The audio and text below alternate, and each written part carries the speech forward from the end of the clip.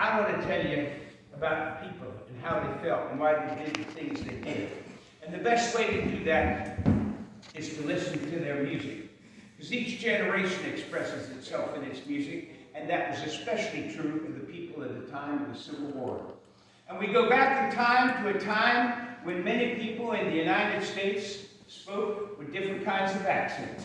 Maybe because they recently come over from the old world, or because you're welcome to sit right in these chairs, sit on the floor, or bring up some of the heavier chairs out of the back. Yeah. Where was I? Oh, yes. Yeah, that's where it was. So, we're going back in time. So first, I would like you to picture yourself a young man from Pennsylvania, New York, Indiana, Illinois, Vermont, Connecticut, Massachusetts. It's 1861. And you just joined the Union Army. And they've issued you your new blue suit. None of them fit.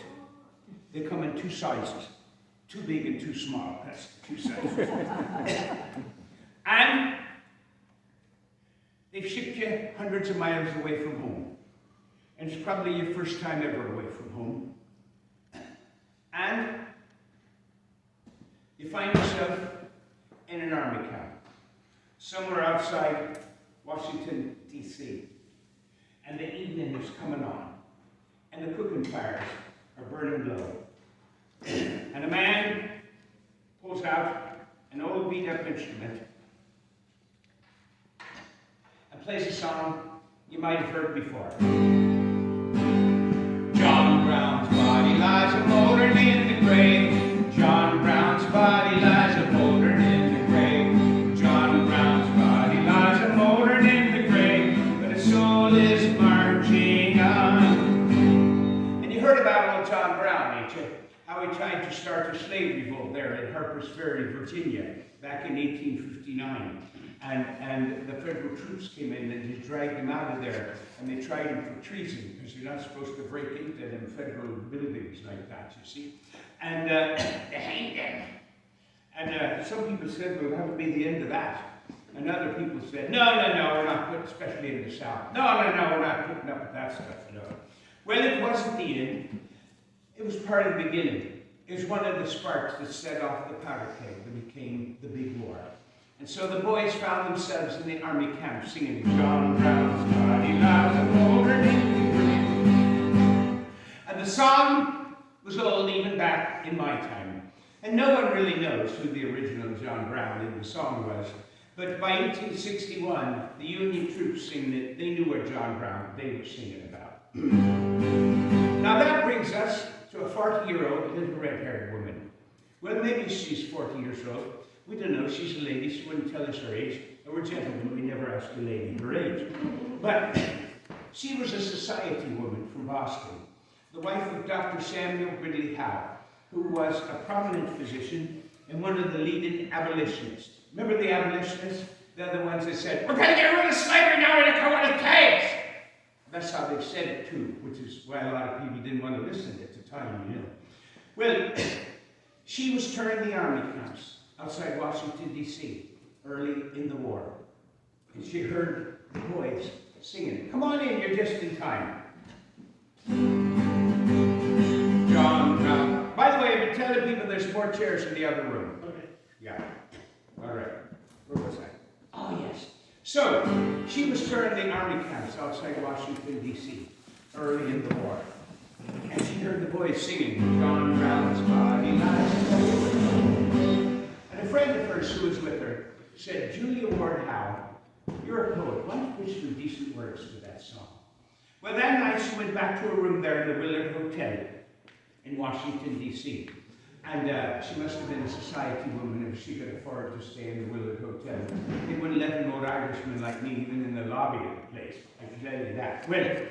Well, as she lay in bed trying to go to sleep, the song was stuck in her mind. You know how that happens. She later said this about that moment of inspiration. She said, that night, I lay in the dark room, line after line shaped itself in my mind in verse after verse. And she said, I sprang out of bed and groped about in the dim twilight, to find a piece of paper and a stump of pen I remembered to have put aside the evening before.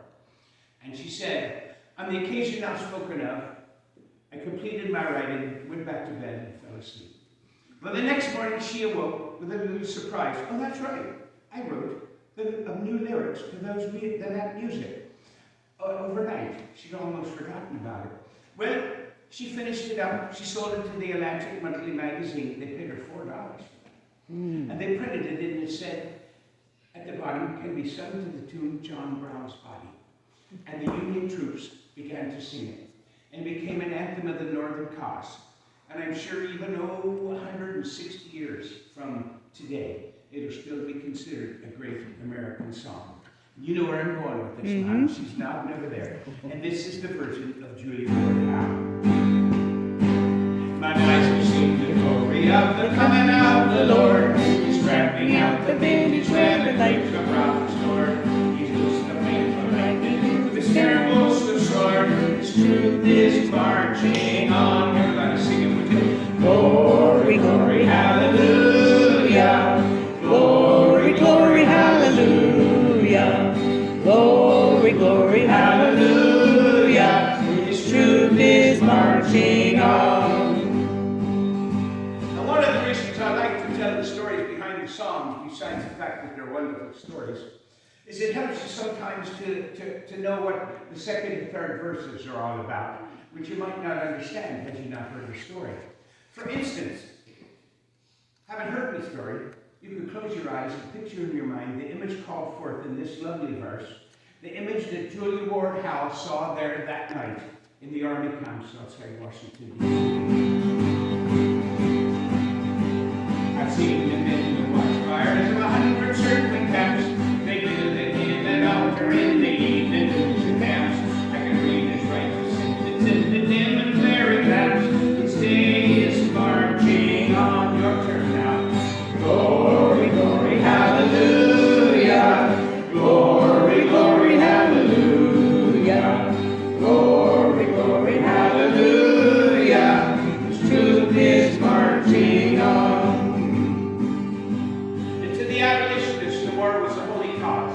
They truly believed they were doing God's work on earth. And you can hear that in this verse. I read a fiery gospel written in burnished ropes of steel. As you deal with my condemned show, we keep my grace revealed. That the hero born the Roman strike the serpent with a seal. Since God is marching on. Your turn. Glory, glory, hallelujah. Glory, glory, hallelujah. Glory, glory, hallelujah. His truth is marching on. And perhaps you worried that in some distant time you might forget what it was all about. So she added this verse to make it perfectly clear. In the beauty of the lilies, Christ was born across the sea, with the glory in his bosom that transfigured you and me. As he died to make men holy, let us die to make men free. Since God is marching on once more. Glory, glory, hallelujah. Glory, glory, hallelujah. Glory, glory, hallelujah. His truth is marching on. All right. All right. Well, before we go on, we have to have an election. We always have elections in this country, don't we? Seems like we have one every 3 weeks or so, it seems like.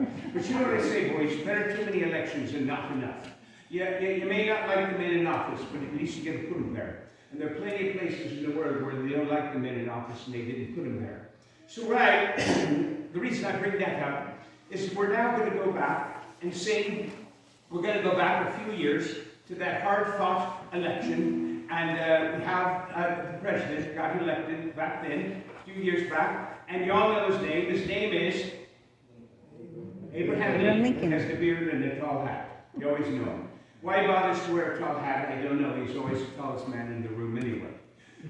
Well, the reason I bring that up is this song I want to sing. It's one of the campaign songs that they sang for the election of Lincoln. Every man running for office has to have a campaign song, something to get the people excited. And this is one they did for Lincoln. And it's to an old Irish tune called Old Rosin the Bow. And I like the old Irish tunes because I'm an old Irish. You know, people can always tell. I don't know how that is. I talk to them for 5 minutes and they go, "You're Irish, aren't you?" I don't know. Well, anyway, where was it? Oh, yes, wait. Yes. Oh, well, then you might say, well, wait a minute. So how does an Irishman get into the Union Army? Well, here's what happened, boys. I was over there in Ireland, and there's nothing to eat, and no work for the Catholics. And so I got in one of the little tiny little boats. They call it a ship, but it ain't big enough to be a ship. And I came over here, and they landed in that there New York City. I walked down the gangplank onto the quay, and a man walked up to me and said, hey fella, how'd you like a new suit of clothes, regular pay, and 3 meals a day? I said, fine, what have I got to do? He said, can you fight? I said, of course I can fight, I'm Irish. Well, I'm fighting somebody, either fighting each other or the Brits, one or the other. He said, sign here. So I put the X. And this is the suit I got. And the food I'm going to show you later is nothing to write home about. And, well, we ain't seen the pay yet. Where was I? Oh, yes! The song for Lincoln. Yes. Hurrah for the choice of the nation, our chieftains so brave and so true. And we'll go for the great Reformation, for Lincoln and liberty too. And we'll go for the son of Kentucky, the hero of freedom, and the pride of the summer so lucky, for Lincoln and liberty too. And they'll find what by felling and mauling our real nature's statesmen can do. For the people are everywhere calling, for Lincoln and liberty too. And then up with the banner so glorious, our star-spangled red, white, and blue. And we'll fight till the banner's victorious, for Lincoln and liberty too. I say, for Lincoln and liberty too. Hey! Yay. Thank you. All right. You boys will all go out and vote for Lincoln, won't you? You ladies, of course, can't vote, but I'm sure we'll get into that some other time. Yes. So, we're singing the songs of the Civil War. And where did they come from? Well, many places. Never before in this country was there such an outpouring of patriotic music. Soldiers and sailors, abolitionists, secessionists, northern and southerners wrote songs, sometimes using popular tunes of the day and changing the words around so that everybody could sing along because they already knew the melody. And publishers in New York, Chicago, Philadelphia, and New Orleans published songs and sheet music in music books that were spread all across the country, you see. And soldiers played them on banjos, fiddles, guitars, mandolins, whatever they had. And the ladies played them at home on parlor pianos. And what's that you say? A machine that plays music? No, it's not like you can stick a white string in your ear and hear music or anything, you know. But nonetheless, no. Well, and many of the songs came from the minstrel shows, which was the most popular form of theatrical entertainment at the time, where white people painted their faces black with grease paint and sang songs in the styles of the Africans that they had heard playing songs for pennies on the street corners in the southern cities or down on the southern plantations. And actually many of the minstrel show songwriters toured the plantations of the South just to listen to the music that the slaves were making and copied it for the minstrel shows. There you see. So, what did they sing about? Well, of course, they sang about the reason they were fighting. And this one is one of the favorite of the Union boys. It is called the Battle Cry of Freedom. It was first heard at a war rally on April 24th, 1864. And it was written by a man named George F. Root, who was a successful songwriter and publisher. And when the war came on, he went right on into writing songs for the Union cause. And the boys loved this song. They sang it in the camp. They sang it on the march. Sometimes they was even ordered to sing it going into battle. And to show you the true power of a great song, I want to tell you this story. It's a true story. Well, all my stories are true stories, except for the ones I make up. True story. Took place late in the war, 1864, I think it was, out in the West, Tennessee, somewhere, don't really matter where. But picture this. An entire Union regiment was in full retreat, running for their lives across an open field. And in the middle of that field, there was a tree stump. And standing on the tree stump, there was a man singing this song, Battle Cry of Freedom. And as the troops ran by him, they heard him singing and started to turn. And he kept singing. And they stopped and turned around and looked at him. And he kept singing. And by, they all gathered around. And he kept singing. And by again, they started singing. And they sang the whole song one more time. And after they had sung the final chorus, they picked up the rifles one more time, reformed their ranks, charged once more, and won the battle after all. All because of one man singing this song.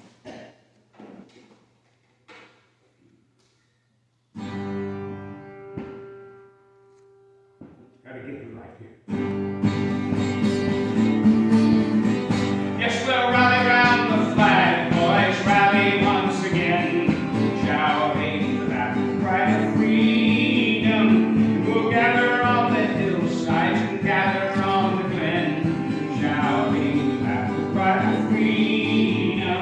The Union forever, hurrah, boys, hurrah! Down with the trailers and up with the stars, and we'll rally around the flag, boys, rally once again, shouting the battle cry of freedom. We are springing to the call of our brothers gone before, shouting the battle cry of freedom. And we'll fill the vacant ranks with 1,000,000 brave and more, shouting the battle cry of freedom. And Union forever, hurrah, boys, hurrah! Down with the trailers and up with the stars, and we'll rally around the flag, boys, rally once again, shouting the battle cry of freedom. We will welcome to our numbers the loyal, true, and brave, shouting the battle cry of freedom. And although he may be poor, he shall never be a slave, shouting the battle cry of freedom. The Union forever, hurrah, boys, hurrah! Down with the trailers and up with the stars, and we'll rally around the flag, boys, rally once again, shouting the battle cry of freedom. I say, shouting the battle cry of freedom. Hey!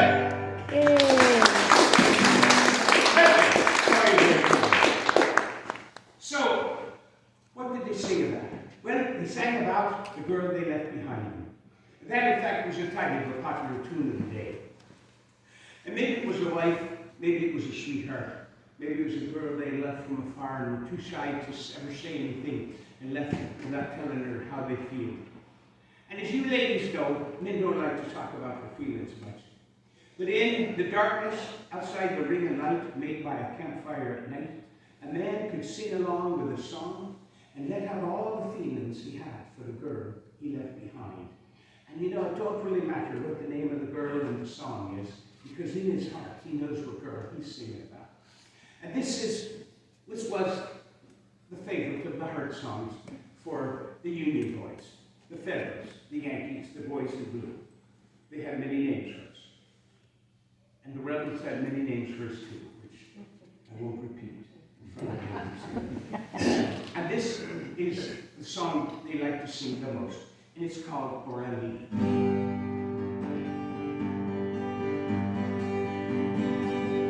When the blackbird in the spring on the willow tree sat and rocked, I heard her sing, singing Orally, Orally, Orally, made of golden hair, Sunshine came along with me and swallows in the air. In thy blush the rose was born, music when you spake. Through thine azure eye the morn softly seemed to break. O'er thee, birds of crimson wing, never song hath sung to me as in that sweet spring, when the mistletoe was green midst the winter snows. Sunshine in thy face was seen, kissing lips of rose. O'er thee, take my golden ring. Love and light return with thee and swallows in the spring. O'er thee, made of golden hair. Sunshine came along with thee and swallows in the air.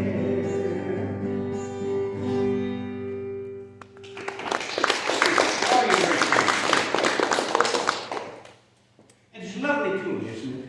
And you know, every time I sing that song, there's somebody in the front row, under their breath, singing the words, "Love me tender, love me sweet." I have no idea why. And obviously you don't either. But I don't know, as I suppose someday, a long time from now, 90 years or more, some boy will come along and put words like that to it and make a lot of money out of it. You know? And just my luck and be a southern boy. So, what did they sing about? Well, of course, they sang about the food.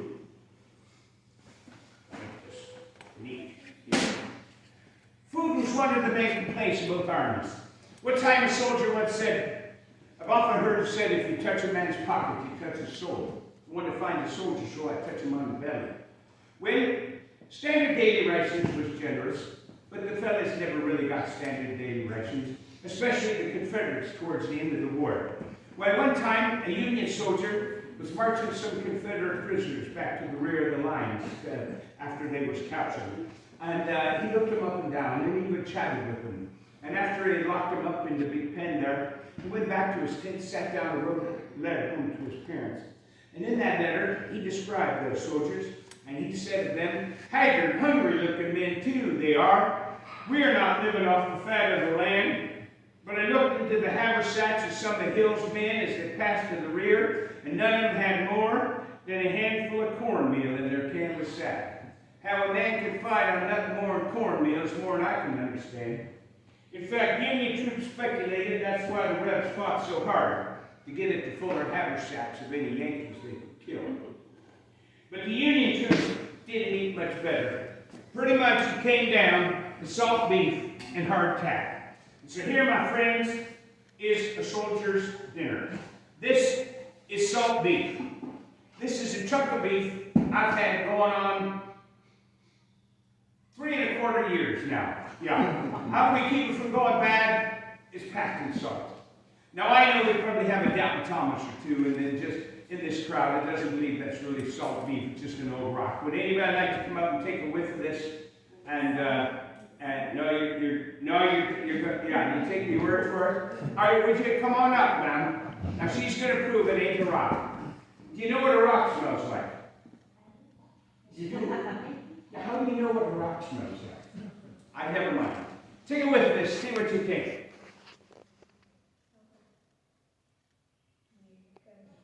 You could show them the face. Don't make too much of a face. That's my dinner. Let's give her a hand. She was great. Now we can shake this down, boil it up, and have a fine. We'd have a meal. Yeah. So they also ate a lot of them flour and water hardtack biscuits. You may have heard tell of. You notice all the little holes in that. That's because it's been sitting around and little tiny bugs have gotten in, like maggots and weevils. They're like I can show you some of them up close.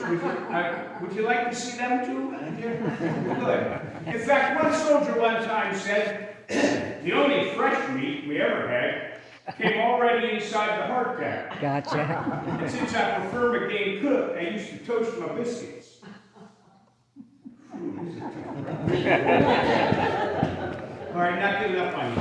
I got one more hardtack joke. All right. So one time, the entire company come down with a terrible bellyaches. The lieutenant thinks about it and says, "Men, the hardtack's bad. Throw away the hardtack." So they threw away the hardtack. By and by, the lieutenant comes from camp. There's a private sitting by his tent, gnawing on his hardtack. Lieutenant says, "Fella, I thought I told you to throw away the hardtack." Private said, "I did throw it away, sir. Come crawling back to me." All right. So, we're going to sing a song. You know, when they were sitting around the campfire, I was telling you they like to make up songs. And some of the songs are sad, but they didn't want to dwell on the sadness, especially what might face them tomorrow. And hold on, my hat's coming apart. Don't mind me. I'll just see if I can adjust it here. So they didn't really want to dwell on what was coming up tomorrow. So like a wee bit of fun. And this is a song that someone wrote about their favorite food. And I'm sure it's your favorite food too. Take a minute here, think of your favorite food. You got it? All right, and this is it. It's called the Army Bean. How many of you? Nobody? Well, there's no account for taste. Yeah. And this again is one of those songs, and I told you about, that they put words to a tune that everybody knew. And this is to the old church tune, The Sweet By and By. Do you know The Sweet By and By? Yeah. Well, you won't recognize it when I'm done. So, here is the song about the Army Bean. There's a spot that the soldiers all love. The mess is the place that we need. And the dish we like best to see there is the old-fashioned white army bean. 'Tis the bean that we need. And we'll eat best we ne'er ate before. The army bean, nice and clean. And we'll stick to our beans evermore.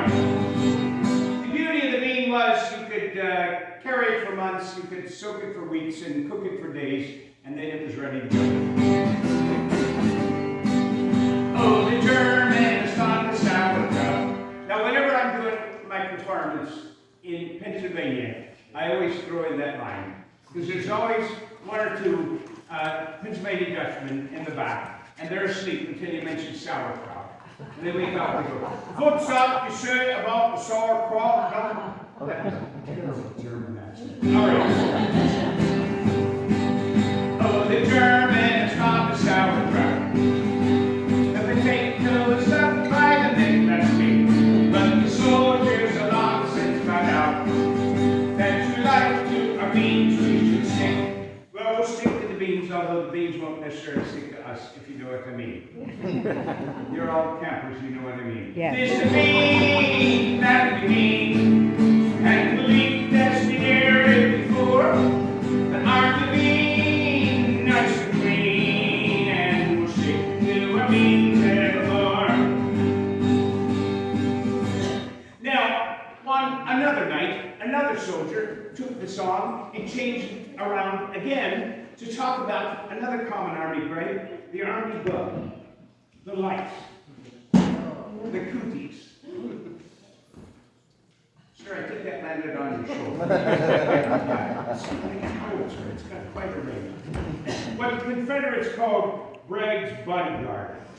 Killing the lights was called fighting under the black flag. You know, you're all going to be doing this in about 2 minutes. Just watch. All right, get started. Yeah. Now, a lady in the back might be saying, "You don't mean to tell me those boys had lights, do you?"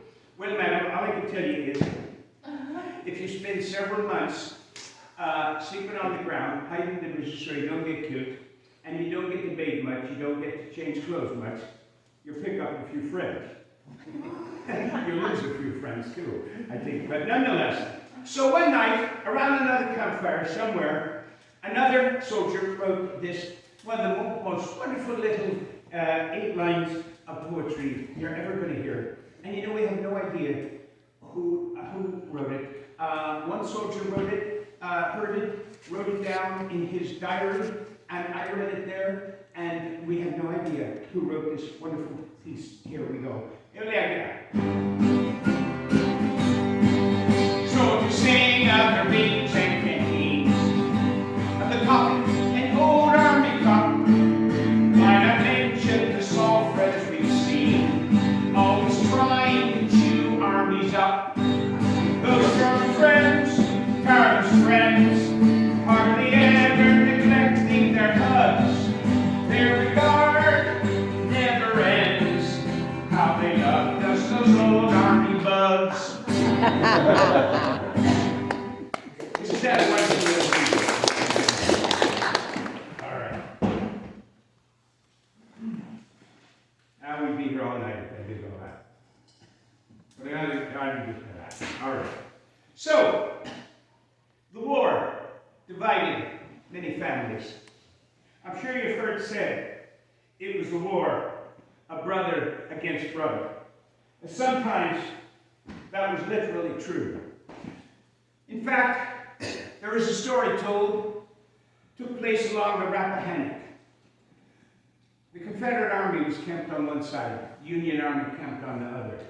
And a Confederate picket called across the water, "What regiment stationed there?" And when the call came back, there was a certain Pennsylvania outfit. He asked if his brother Harry could come down to the river. And so word went up through the lines, and by Harry came down to the edge of the river. And then the two waded through the shallows and met in the middle of the river. And there they stood, the two of them, the spitting image of each other, literally brothers, but one dressed in blue and one dressed in gray. And what do you think they talked about? How's mother? How's father? Is the bond still standing? And what's that you say, grandfather? Did I hit? No, I didn't hit. Let us know we don't get no letters across the line. And by, Harry went back to his lines and went on post himself. He stood there staring at that rebel as though he was a total stranger. Truly, truly amazing events in this period of time. And there are some songs that cannot be sung in a blue uniform. But if you'd like me to, I'll find you somebody to sing them. Would you like me to find them? Yeah. All right. Every time the Yankee shows up, he shows up too. And he definitely doesn't want the Yankee to get the last word in. So, all right, it's your time. Come on up now. It's about time. I've been waiting here all this time. I know. Just come on. All right. You should have buttoned up before we... Give me a little time. There's a lot of buttons involved. All right. Yes. I think that'll get close enough. Good evening, ladies and gentlemen. How are y'all tonight? Let's have some noise for the Southern boys. Thank you. I'm so glad to be here. I thought I would never get on. I thought that Yankee would never shut up. They do go on. I swan to John. Them Yankees jaw on all the time. That's what got us into this. Oh, I'm sorry. That's politics, and there are ladies present. We don't want to offend their tender sensibilities by speaking politics. Well, us Southern boys, we had our favorite songs too. In fact, we had the most popular song of the entire period, and I'll bet you know it. I'm going to play it for you. Let me just steal something out of the Yankees. Have a second. You'll never miss it. Well, we'll miss it. By the way, a little tip for you folks who would like to play one of these. You can play it like this. You can play it like this. But never think to play it like this. It's hard on the nose. Just remember that, man. All right.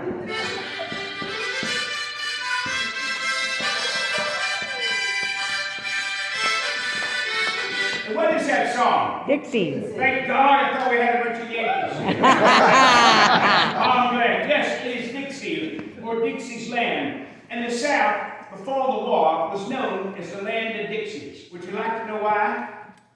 Yes. I'm glad you said that, otherwise there's a long pause.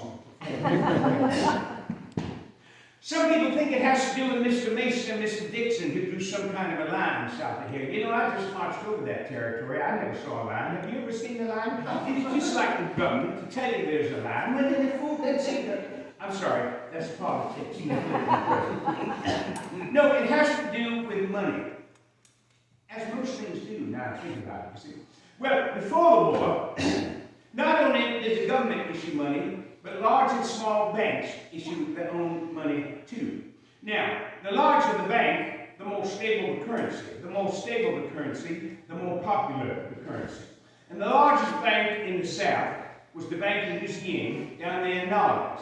Now, y'all know New Orleans, don't you? Yeah. Yeah. Everybody try saying that. New Orleans. Yeah. So now, I'll have you speak Southern before we leave. And tomorrow, when Master Lee's army marches through here, and they're marching by, and you're on the side of the road shout, "I'm from New Orleans," and they'll give you a huzzah and keep on marching.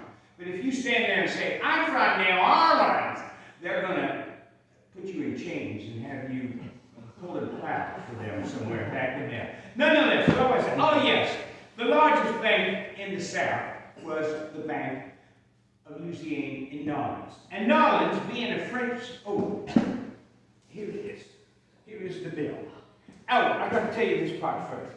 And the most popular bill, the bill in widest circulation, see, you should have sat closer. You see, you could have. I'll go back there, sure. The bill, and the most popular bill in widest circulation, that's the word I want, was the $10 bill from the Bank of New Orleans. All the fellas like to keep one in their pocket at all times, so they could never be arrested for vagrancy. Police would come up, "Are you a vagrant?" "No, sir, I have a $10 bill for this." "That's fine money, sir. Go on." Well, now, New Orleans, being a French-speaking city, the French word for 10 was printed right there on the bill. Now, y'all know the French word for 10, don't you? Well, they teach you up in these Yankee schools. It is V, spelled V-I-X. Now, the longshoremen and the boatmen on the big boat, Mississippi River boats, they did not speak French that well either. And they pronounced that word as Dix. And they began calling those bills Dixies. And over the years, the area in which those bills circulated, the South, became known as the land of Dixie. Wow.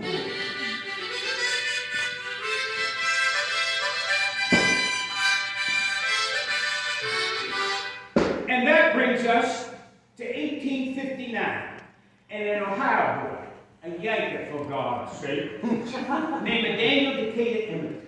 And he had run away from home as a boy, served as an army fifer, and worked as a circus musician. And he was one of the originators of the minstrel shows. And he had written several very well-known and very popular minstrel show songs. And in 1859, he was living in New York City. New York City! That's right, New York City. And the minstrel shows were popular all around the country, you see. And he was approached by some fellas from a group called Brown's Minstrels. And they asked him to compose a snappy new walk-around song for the next Monday night's performance.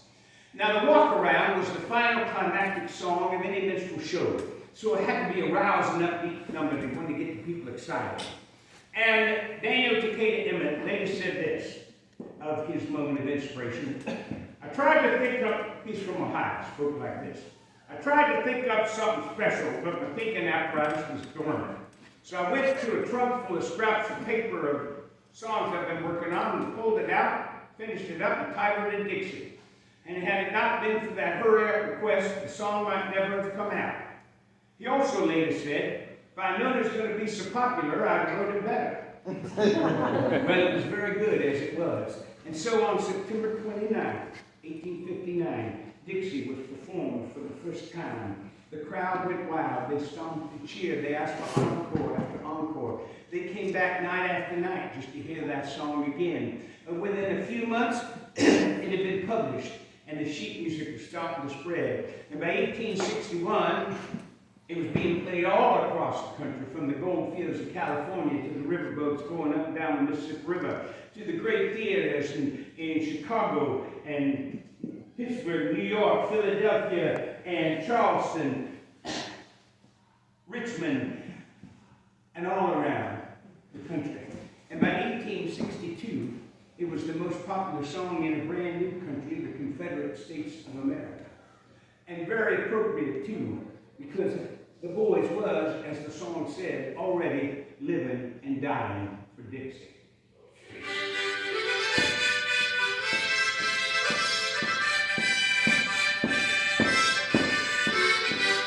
The song's so popular that I do believe that every man, woman, and child that ever rhymed two words. You know rhyme, don't you? Like the words love and dove, they rhyme. Rhyme. That's what you were going to say. There are hundreds of versions of Dixie. Would you like to hear them all? You have off at school until September, don't you? I think we could probably take you at least that far. Well, how about a medley of 50 or 60 to tide you over? Here we go.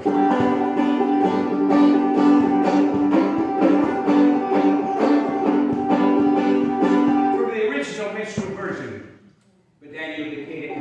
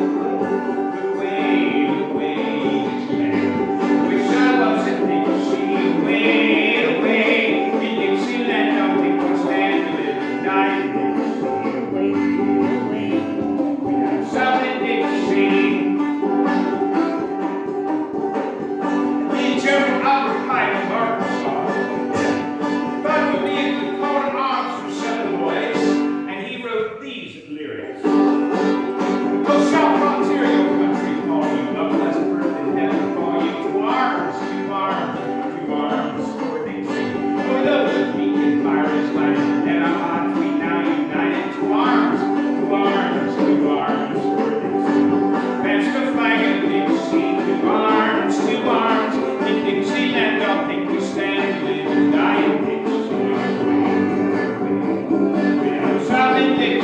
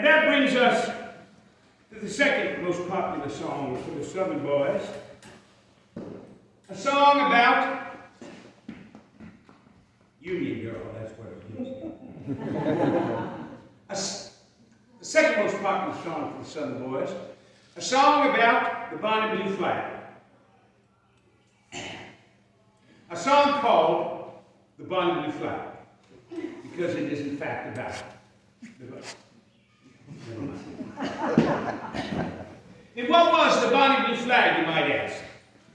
Go ahead, ask. What was the Bonnie Blue Flag? I'm glad you asked that question. Even before the war, many of the people in the South felt themselves as being in the land of pot, and they wanted a flag they could rally around.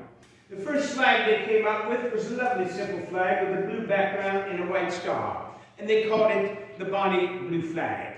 It did not last long, it was soon followed by other flags of the Confederacy.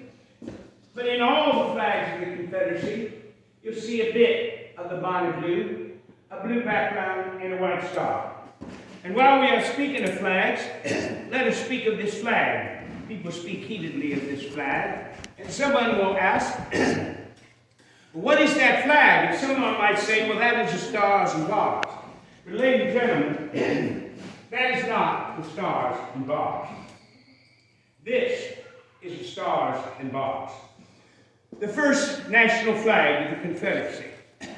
The problem was that in the heat, dust, smoke, and battle, it looked a lot like that flag, against which the boys was in open rebellion. And each army follows its flag into battle. And that's how the soldiers know where the front line is. And if both flags at the front line look similar, it is going to be a more chaotic and terrifying mess than it would have been otherwise. So the Confederate legislature went back and gave the boys the second national flag of the Confederacy, this one, which they called the stainless banner. Notice that the main field is all white. That color was chosen on purpose because that was the society they were fighting to preserve, you see. The problem with this flag is that at rest, it sometimes looked like a surrender flag. That caused a lot of terrible confusions in itself. So the Confederate legislature, in its infinite wisdom, went back and gave the boys the third national flag of the Confederacy, this one. And I do believe there would have been more national flags of the Confederacy, but the Confederacy only lasted 3 flags long. And I do believe that while the boys was fighting the war, most of the politicians in Richmond were arguing over what flag they would be using. But nonetheless, that brings us back to the song, Bonnie Blue Flag. A song with lyrics written by a fellow named Harry McCarthy, who was a singer and songwriter who performed for soldiers in the field, much as I am performing for you here today. The tune is to an old Irish tune called the Irish Jaunting Car. You can't get rid of them Irish tunes everywhere you go. It was first sung at the Varieties Theatre in Nolens in 1861. The words tell the story of secession and ask the states to join in. The song compares the Confederates to the Patriots of 1776, and the boys did think of themselves as fighting the Second American Revolution. The song's so popular that they say a number of romantic couples from the South named the first Dodd, Bonnie Blue, in honor of the flag. And some of you ladies may know of a book that was, I can't remember the title now. I knew it, but now it's gone, just like the wind, taking it away from me. You can explain that to the young people later on. Oh yes, a song so popular that whenever you hear brass bands of the period playing, they will always, the horn players, they will always play this song. But they will not do for you what I am going to do for you. They will not sing the words. Think about a minute, it's a brass band. They're blowing in the horns, so they won't be singing the words. Right. He understood that because he's a horn. On your buggy home tonight, they'll come to you and go, I get that now. One more story, if I may, to show you the power of popular music. When Union General Butler took over New Orleans in April 1862, he put the city under martial law, and he issued a fine of $25 to every man, woman, and child who sang, whistled, or played this song on any instrument. He arrested the publisher, had all copies of the sheet music destroyed, and fined him $500. So powerful was this song to the Confederate cause. And without further ado,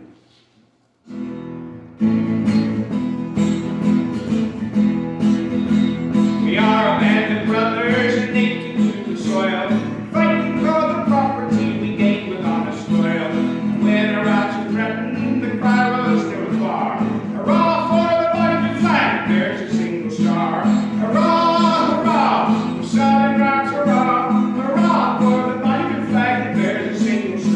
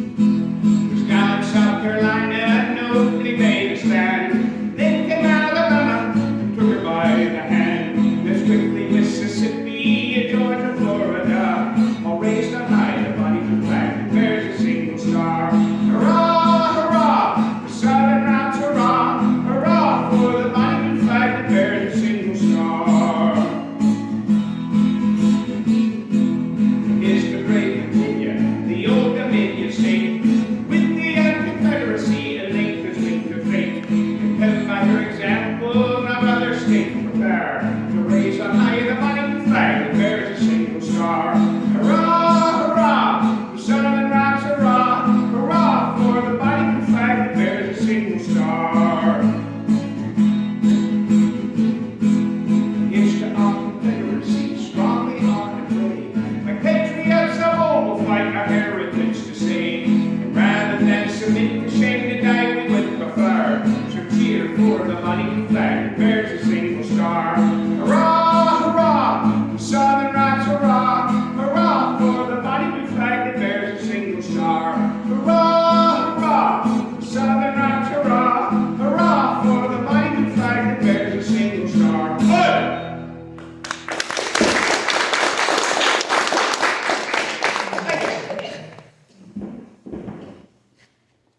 All right. But if there is, to my mind, one song that best expresses the hopes and dreams and fears of the Southern soldier, it is a song called The Southern Soldier, which I'll perform for you now with your kind permission.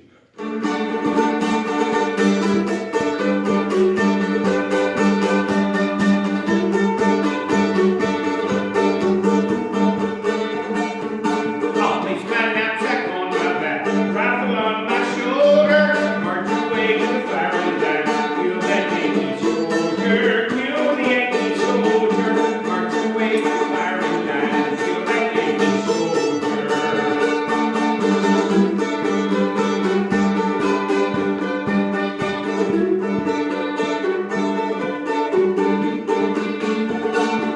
And I'll bid farewell to my wife and child, farewell to the heathen mother. Go and join the bloody strife till the score is over. Go and join the bloody strife till the score is over.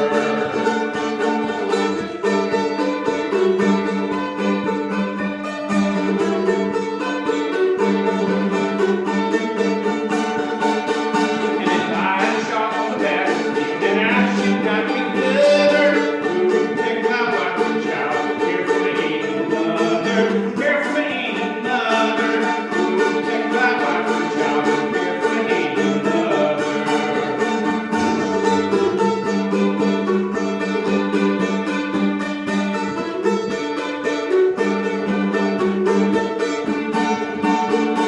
And if our Southern cause is lost, and Southern rights denied us, we'll grab beneath the tyrant's heel for our demand of justice, for our demand of justice. Grab beneath the tyrant's heel for our demand of justice.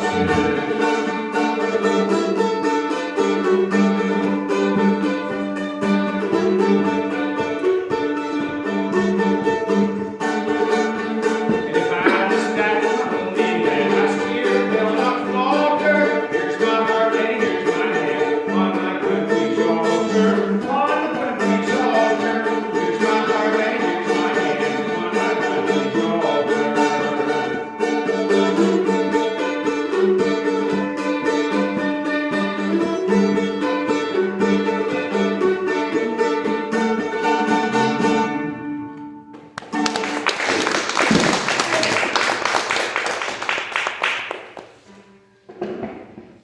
All right. Well, when the boys were sitting around the campfire, as I mentioned before, I believe, they didn't want to dwell on the terrible things that might happen the next day. They wanted to have a little fun. And this is another one of the most wonderful songs from The Southern Soldier. A song that perhaps you know, and if you don't know it yet, this is your lucky day, because in about 4 minutes, you will know it. A song called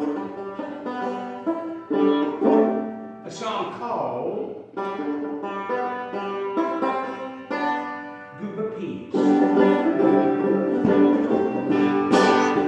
And what were Goober Peas, you might ask? Well, they're peanuts, a staple part. Thank you for dancing, sir. A staple part of the diet of the boys from Georgia. So much so that after a time, Georgia boys became known as goobers themselves. Now, a soldier's life was very boring.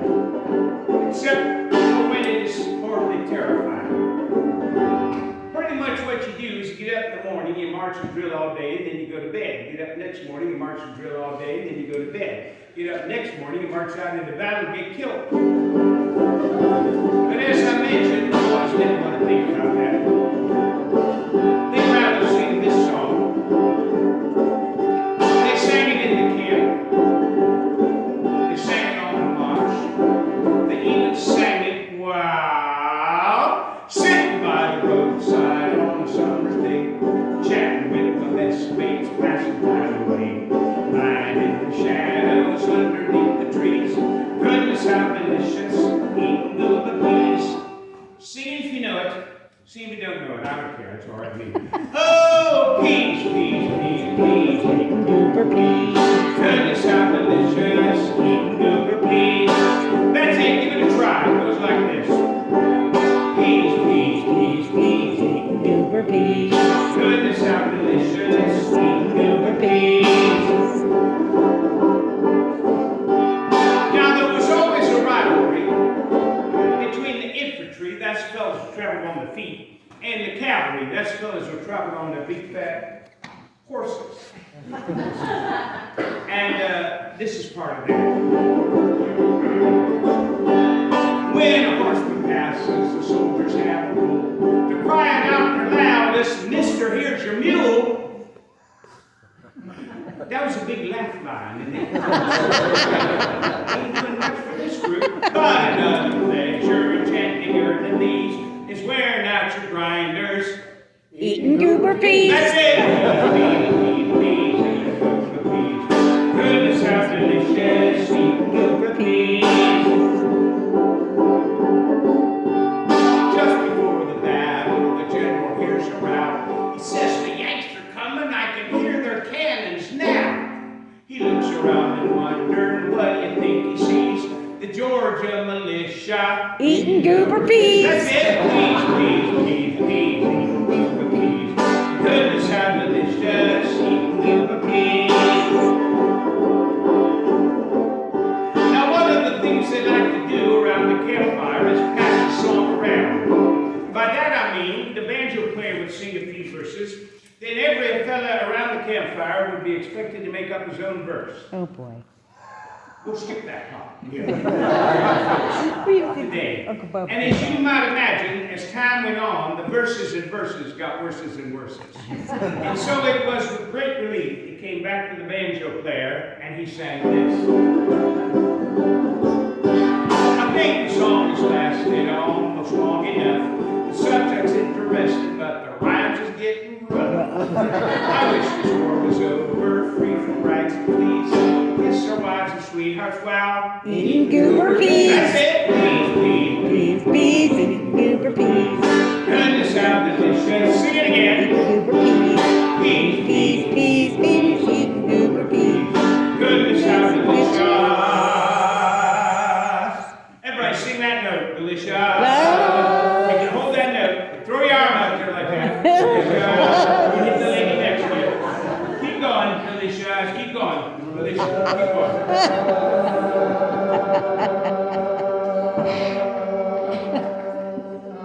Oh, eating goober peas. That's good. That's good. Well, the boys went off to war for many reasons. For glory and adventure. Some went off to get away from the boredom of walking behind the plow on their father's farm, or the boredom of standing behind the counter on their uncle's dry goods store, or something like that. Many of them went off because every other young man in their town went off and they weren't going to be left behind. Of course, they went off for true dedication to the cause. And in the South, of course, most of the young men were in militia groups. And when the war came on, they were called right up, and they did not have a chance to say no. They were called up. And as I said, many went off for glory and adventure, but they soon found out war is not glory and adventure. War is a terrible, terrible thing. There may be fellas in this crowd who can attest to it as well as I could. And if you don't want to listen to me, you can listen to the words of the following song, written by a fella who was there. The original version of this was written for the Battle of Shiloh. that fellow who was there. And this one is a slight variation written about part of the Battle of Gettysburg. And I felt that since we even here stand on that hallowed ground, I would do this version for you tonight. And if you, let me say it this way, if you listen carefully, you can hear the sounds and see the sights and even smell the smells that the fellows experienced at the Battle of Round Top Hill.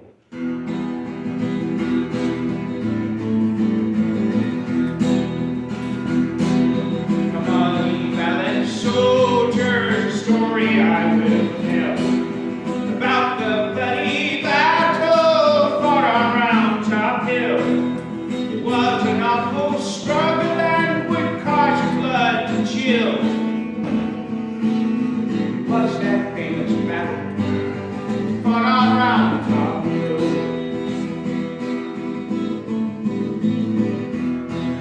It was the 2nd of July, about the break of day. The guns and fifes were playing for us to march away. The feelings of that hour I do remember still. For the wounded and the dying, they would lay on Round Top Hill.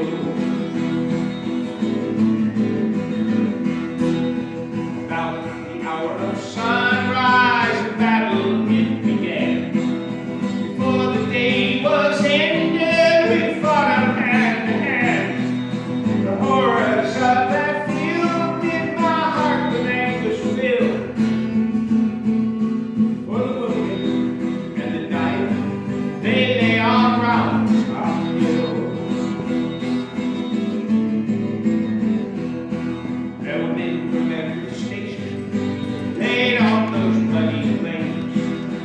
Fathers, sons, and brothers were numbered with the slain. That has caused so many homes with deep mourning to be filled. From that bloody battle fought on Round Top Hill. Then the peoples called us to charge the hill again. Mindful of the wounded and mindful of the slain. The struggle was renewed and so many more were killed. As the fight went on and on bloody Round Top Hill.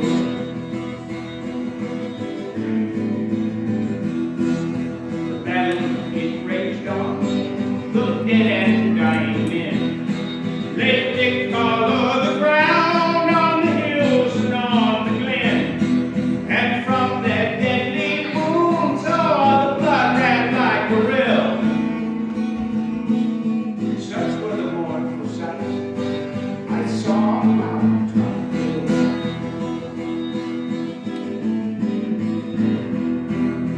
Before the day was ended, the battle ceased to war. Thousands of brave soldiers had felt to rise no more. They left their vacant ranks for some other ones to fill. Now their moldering bodies all rot on Round Top Hill.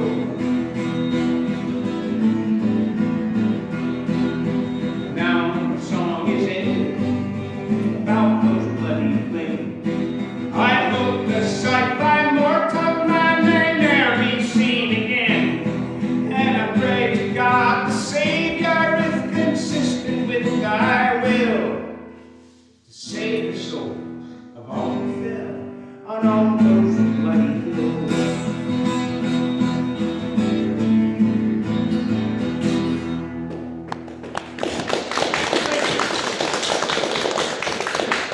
Well, I have one more for you, if I may, to bring it all to a close.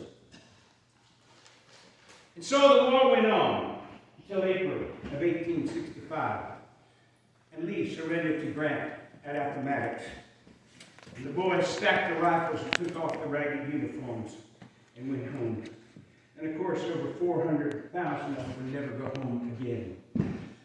And many of the boys in the South went home, had no home left to go to after the Union troops had marched through, but they went to where the families were. And up north, the Union troops were returning, and the home folks, were preparing a celebration to welcome home their Johnny boys from the war.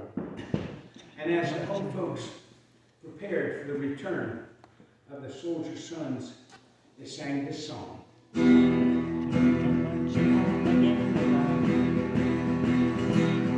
Johnny come marching home again, hurrah, hurrah. Johnny come marching home again, hurrah, hurrah. The men would cheer, the boys would shout, the ladies, and they will all turn out. We'll all be glad when Johnny comes marching home. The old church bell will ring with joy, hurrah, hurrah. To welcome home our darling boy, hurrah, hurrah. The village lads and lassies say with roses they will shoot the way. We'll all be glad when Johnny comes marching home. They're ready for the Jubilee, hurrah, hurrah. We'll give our heroes 3 times 3, hurrah, hurrah. The laurel wreath is ready now to place upon his loyal brow. We'll all be glad when Johnny comes marching home. And love and friendship on the head, hurrah, hurrah. The choicest treasures in display, hurrah, hurrah. Let each one perform some part to welcome home the boys. We'll all be glad when Johnny comes marching home. And isn't it a pity that there always seems to be a port somewhere for Johnnies to go marching off to? And a great tragedy in that there's always Johnnies who never come marching home. And so we at home must always remember that. When Johnny comes marching home again, hurrah, hurrah. We give him a hearty welcome then, hurrah, hurrah. The men will cheer, the boys will shout, the ladies they will all turn out. We'll all be glad when Johnny comes marching home. We'll all be glad when Johnny comes marching home. And I leave you with this prayer that we never again in our country find reason to kill each other, brothers against brothers. And we'll all be glad when Johnny comes marching home.